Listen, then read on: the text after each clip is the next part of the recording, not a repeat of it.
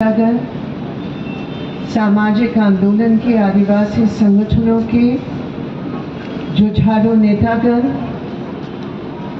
इस मंच पर उपस्थित शहीद सुभाष मुंडा के पिताजी ललित मुंडा जी, उनकी मां छोटन देवी जी, उनकी स्त्री कीर्ति जी, उनका छोटा बेटा, उनकी परिवारजन जो सब हिम्मत करके यहाँ आए हैं, और इस शोक सभा में उपस्थित मेरे बहुत ही प्रिय बहनों और भाइयों, आज हमारे दिल और मन दुख से भरा हुआ है। दुख भी है, गुस्सा भी है, रोष भी है,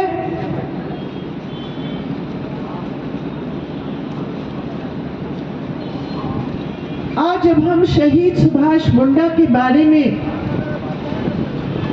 शोक प्रस्ताव में 2 मिनट मौन के लिए खड़े हुए, मैं सोच रही थी कि कभी हम कल्पना नहीं कर सकते थे कि ऐसे कभी हो सकता है। दिक्कत नहीं है ना, देख लीजिए कि 34 साल का उभरता हुआ जुझारू आदिवासी युवा नेता इस प्रकार की बर्बर हत्या की एक शिकार बनेंगे। जब हम उनके घर गए, उनकी पिताजी, माताजी, उनकी स्त्री से मैं मिली,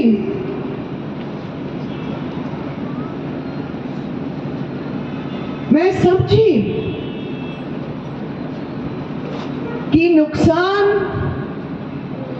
परिवार का जो नुकसान है,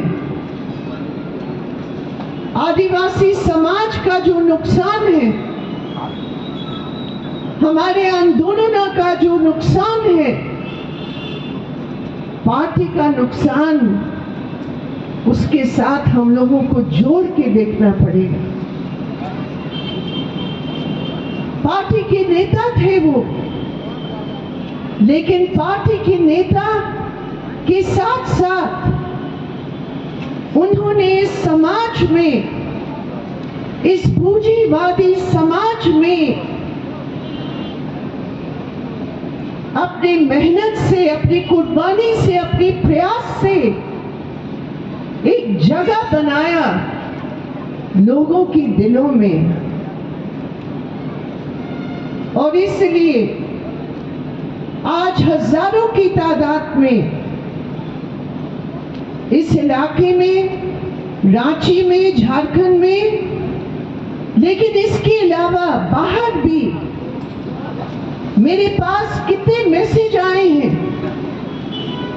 शहीद सुभाष आदिवासी अधिकार राष्ट्र मंच के सदस्य थे और उस रूप में देश भर के जो ट्राइबल लीडर्स रहे, उनके साथ उनकी जो बातचीत थी, उनका जो संघर्ष का अनुभव रहा, वो सबको इतने कम उम्र में भी इतना ज्यादा प्रभाव डाला कि इतने लोग तमाम प्रदेशों में अलग अलग सभाएं कर रहे हैं, शोक प्रकट कर रहे हैं, उनके परिवार के प्रति संवेदना व्यक्त कर रहे हैं, क्योंकि सबके लिए सुभाष अपना ही था। मैं इनकी मां को सलाम करती हूँ, उनकी फैमिली को मैं सलाम करती हूँ, उनकी स्त्री को। इस दुख की घड़ी में आप सोचो, क्या हिम्मत और बहादुरी की जरूरत है और है इनमें कि वो यहाँ इस मंच पर आए हैं। उनकी स्त्री यहाँ मौजूद है। आप जानते हैं कि नहीं कि 2 साल पहले जब सुभाष का बेटा का जन्म हुआ, सुभाष ने उनका नाम विरासत रखा। विरासत, क्योंकि सुभाष ने अपनी जिंदगी में समझा कि उनको जो विरासत में प्राप्त हुआ, कुर्बानी का, त्याग का, समाज के लिए काम करने का जो विरासत में उनको मिला, तीसरी पीढ़ी के वो थे इस परिवार के, और इसीलिए उन्होंने अपने बेटे का नाम भी विरासत रखा। उनकी मां ने मुझे कहा आज कि सुभाष नहीं रहे,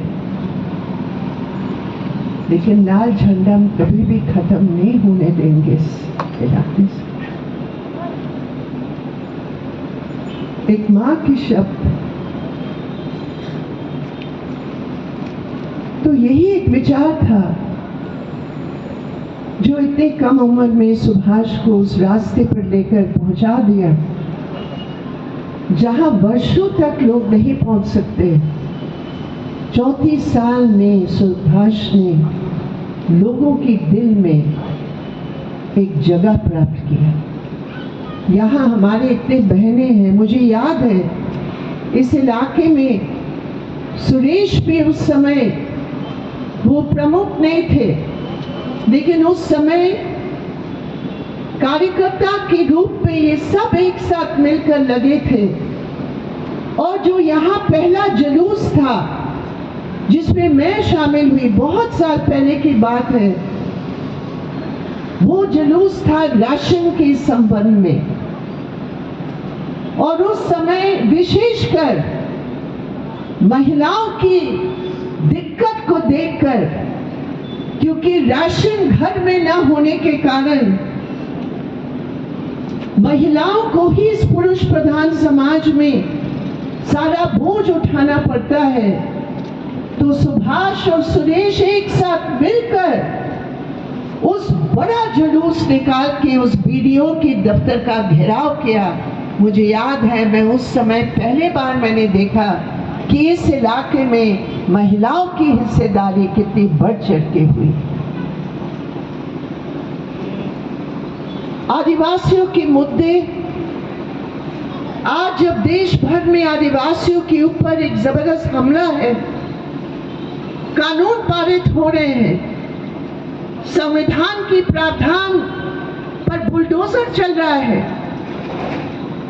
ऐसे समय सुभाष ने आदिवासी मंच के साथ मिलकर पार्टी की समझ के आधार पर वो मुद्दे उठाए।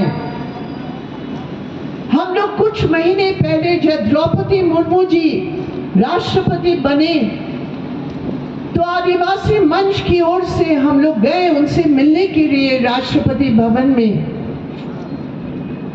और मैंने देखा जब सुभाष का हमने परिचय दिया, तो मैडम राष्ट्रपति ने पूछा, तुम झारखंड की मुंडा हो? उन्होंने कहा, हाँ मैडम, मैं झारखंड का ही हूं।